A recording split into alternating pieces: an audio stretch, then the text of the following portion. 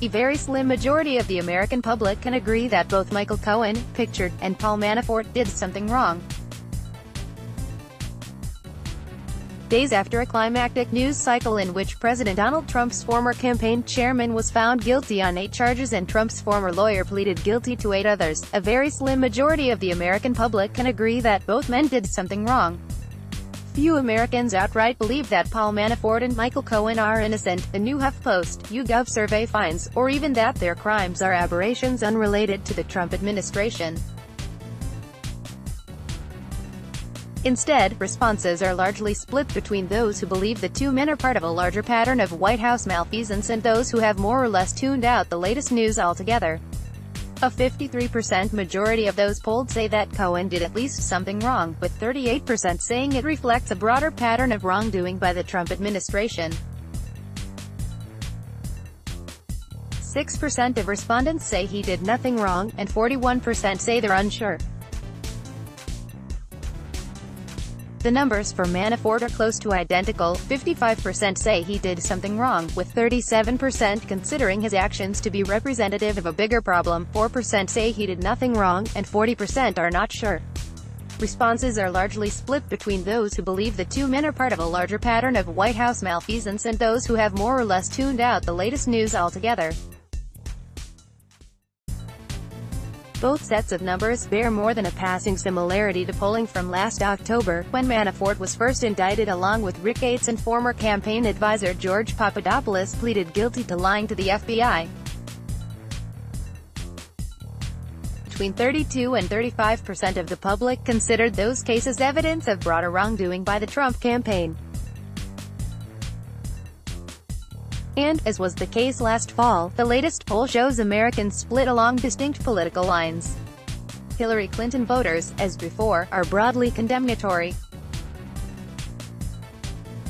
More than 3/4 say they see the latest round of developments as still more proof of widespread malfeasance by the White House.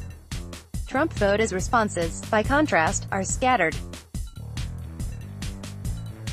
Few are willing to say outright that Cohen and Manafort's actions represent a pattern of misbehavior. Just 4 and 3%, respectively, agree with that, but the share of respondents willing to outright exculpate them isn't much higher, at 15 and 10%. Instead, Trump voters split largely between saying that Manafort's behavior was an isolated incident or simply refusing to state an opinion.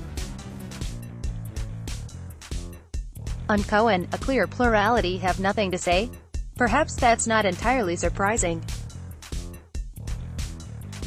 Just under half of Americans report they've been even somewhat closely following the news about Cohen's guilty plea or Manafort's trial, and fewer than 1/5 say they followed the stories very closely, in both cases, slightly lower than the level of interest in Manafort's indictment last October. A majority of those who are most rapidly tuned in are Clinton voters. Asked to identify the crimes to which Cohen pleaded guilty from a list of several options, 37% correctly answered that Cohen had admitted paying hush money to women who claimed they had affairs with Donald Trump, and 19% that Cohen's crimes were best described as bank and tax fraud. A combined 10% thought his plea stemmed from collusion with Russia or something else, with another 34% unsure. A 59% majority of Clinton voters cited the hush money, as did 34% of Trump voters and 26% of non-voters and third-party voters. What remains to be seen is whether the revelations will have a broader impact on Trump's approval ratings, which have remained more or less stable in the face of family separations, the Helsinki summit and the continuing slow burn of Robert Mueller's Russia investigation. Half the public currently believes the Trump White House has faced more scandals than previous administrations, with just under 1/3 saying it's been about average or that it's been less scandal-prone than past administrations. But despite the ethical issues that have plagued Trump in his circle since the start of his candidacy, remember the tax returns, until more recently, remember Scott Pruitt's lotion, allegations of corruption against him have never played a predominant role in even his opponents' narratives.